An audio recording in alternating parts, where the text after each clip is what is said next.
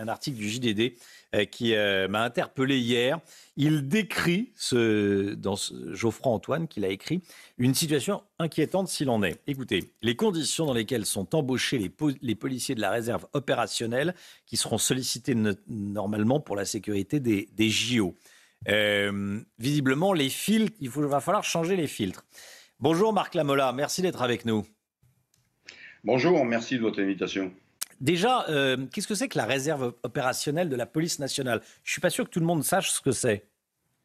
C'est tout simplement un dispositif qui a été mis en place par le ministère de l'Intérieur pour recruter à la vas-y comme je te pousse des gens entre 18 et 67 ans, issus de la société civile. Donc aujourd'hui, c'est pas péjoratif ce que je vais dire, mais un plombier, un boulanger peut devenir, suite à une candidature, policier après quelques jours de formation, une formation succincte et minime. On lui donne un uniforme et un pistolet à la ceinture et on le met pour renforcer les effectifs, de terrain. Alors, il y a évidemment des filtres. La question, c'est est-ce que les mailles sont assez resserrées ? Mon confrère Geoffroy Antoine du JDD écrit que certains policiers de cette réserve opérationnelle ont un passif judiciaire. C'est possible de rentrer dans la réserve opérationnelle avec un passif judiciaire ?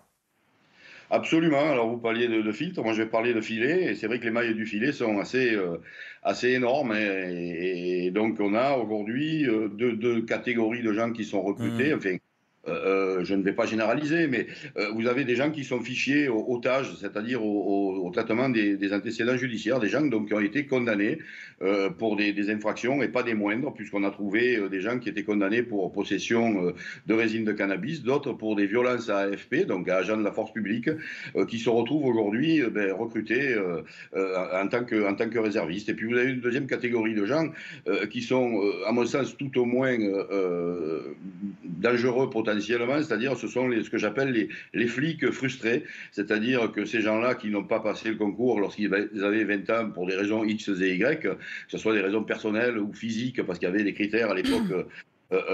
Aujourd'hui, ils voient dans cette opportunité-là la possibilité de devenir policier. Hey.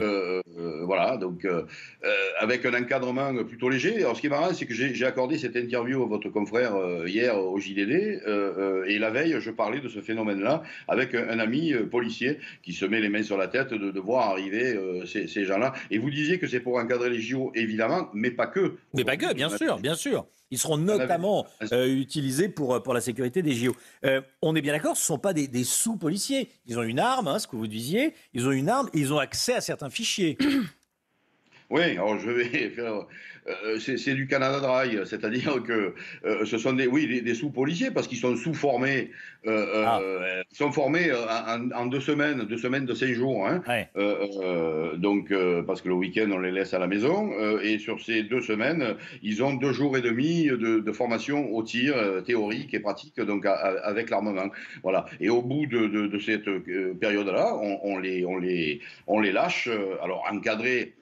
Alors je dis bien encadré, théoriquement encadré, mais bon, comment ça va se passer compte tenu de l'état des effectifs de la police et des missions qui lui incombent et les difficultés pour travailler.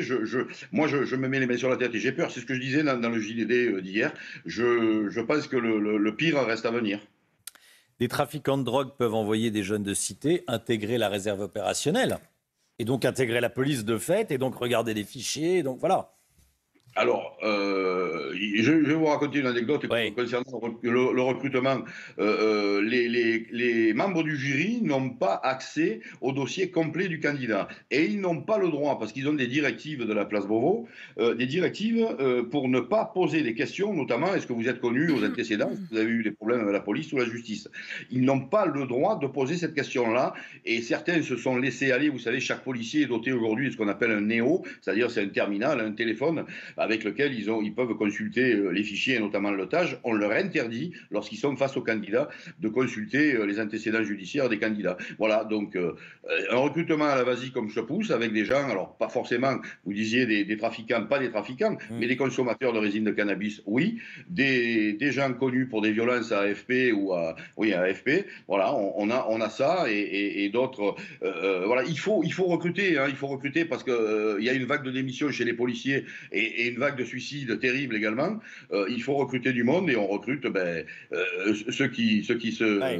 pas les meilleurs, on recrute malheureusement ceux qui font acte de candidature. Merci beaucoup, Marc Lamola. Je donne le titre de votre livre, Je suis flic et ce soir je vais me suicider. C'est un témoignage chez Ring avec Laure Garcia.